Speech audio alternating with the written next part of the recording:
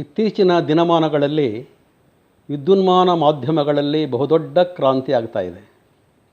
ಅದರಲ್ಲೂ YouTube, WhatsApp ಮುಂತಾದ ಮಾಧ್ಯಮಗಳು ಜಗತ್ತಿನ ಮೂಲೆ ಮೂಲೆಯನ್ನೂ ತಲುಪಿ ಬಹುದೊಡ್ಡ ಸಂಚಲನವನ್ನು ಉಂಟು ಮಾಡಿವೆ. ಒಂದು ಕಾಲದಲ್ಲಿ ಶ್ರವ್ಯ ಮಾಧ್ಯಮ ಮಾತ್ರ ಇತ್ತು. ಈಗ ಅದಕ್ಕೆ ದೃಶ್ಯ ಮಾಧ್ಯಮವೂ ಸೇರಿಕೊಂಡು ಹೊಸ ಹೊಸ ಆವಿಷ್ಕಾರಗಳು ನಡೆದಿರುವುದು ಸಾಮಾನ್ಯರ ಪಾಲಿಗೆ ಬಹುದೊಡ್ಡ ಕೊಡುಗೆಯಾಗಿದೆ.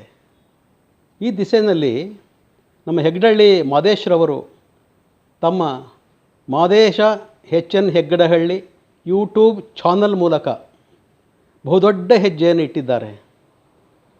ಕಳೆದ 2 ವರ್ಷಗಳಲ್ಲಿ ಇವರು ಈಗಾಗಲೇ 350ಕ್ಕೂ ಹೆಚ್ಚು ಭಜನಾ ವಿಡಿಯೋಗಳನ್ನು ಚಿತ್ರೀಕರಿಸಿ ಜಾಲತಾಣದಲ್ಲಿ ಬಿಡುಗಡೆ ಮಾಡಿ ಸಾಂಸ್ಕೃತಿಕವಾಗಿ ಬಹುದೊಡ್ಡ ಸಮಾಜ ಸೇವೆಯಲ್ಲಿ ತೊಡಗಿಸಿಕೊಂಡಿದ್ದಾರೆ. ಇದು ನಾವೆಲ್ಲ ಹೆಮ್ಮೆ ಪಡಬೇಕಾದ ಸಂಗತಿ.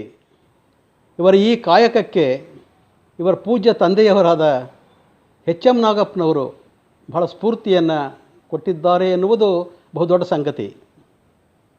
ಈಗಾಗಲೇ ಮಾದೇಶ್ರವರು ಚಾಮರಾಜನಗರ ಹಾಗೂ ಮೈಸೂರು ಗ್ರಾಮೀಣ ಭಜನಾ ತಂಡಗಳ 100 ಭಜನೆಗಳನ್ನು ರೆಕಾರ್ಡ್ ಮಾಡಿ ಯೂಟ್ಯೂಬ್ ಚಾನಲ್ನಲ್ಲಿ ನಮಗೆ ದೊರಕುವಂತೆ ಮಾಡಿದ್ದಾರೆ. ಈ ಇವರ ಸೇವೆ ನಿಜಕ್ಕೂ ಸಮಾಜ ಹೆಮ್ಮೆ ಪಡುವಂತಹ ಸಂಗತಿಯಾಗಿದೆ.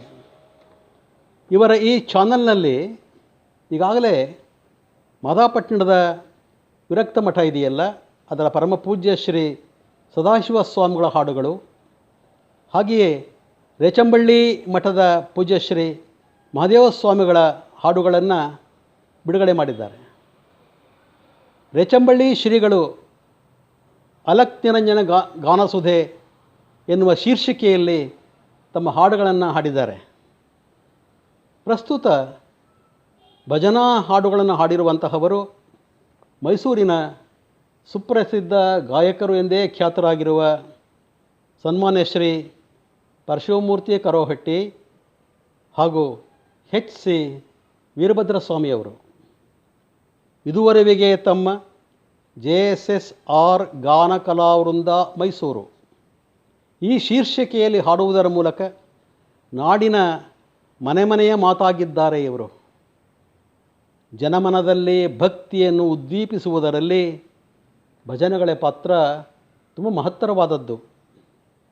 ದೇವಸ್ಥಾನಗಳಲ್ಲಿ, ಮಠಗಳಲ್ಲಿ, ಜಾತ್ರಾ ಮಹೋತ್ಸವಗಳಲ್ಲಿ ಗ್ರಾಮೀಣ ಗಾಯಕರು ತಮ್ಮ ಕಡಿಮೆ ವಾದ್ಯ ಪರಿಕರಗಳ ಜೊತೆ ಸಾಮೂಹಿಕವಾಗಿ ತನ್ಮಯರಾಗಿ ಭಜನೆ ಹಾಡುವುದನ್ನು ಕೇಳುವುದೇ ಕೇಳುಗರಿಗೆ ಒಂದು ದೊಡ್ಡ ರೋಮಾಂಚಕ ಅನುಭವ ಆಗ್ತದೆ.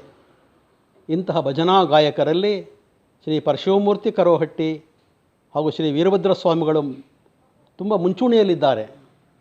ಇವರ ಈ ಕಂಠ ಶ್ರೀಮಂತಿಕೆಯನ್ನು ಜನಮಾನಸಕ್ಕೆ ತಲುಪಿಸಬೇಕು ಅನ್ನೋ ಉದ್ದೇಶದಿಂದ ನಮ್ಮ ಹೆಗ್ಡಳ್ಳಿ ಮಾದೇಶರವರು ಬಹುದೊಡ್ಡ ಪ್ರಯತ್ನ ಮಾಡ್ತಾ ಇರೋದು ತುಂಬ ಶ್ಲಾಘನೀಯವಾದಂತಹ ವಿಚಾರ ಆಗಿದೆ.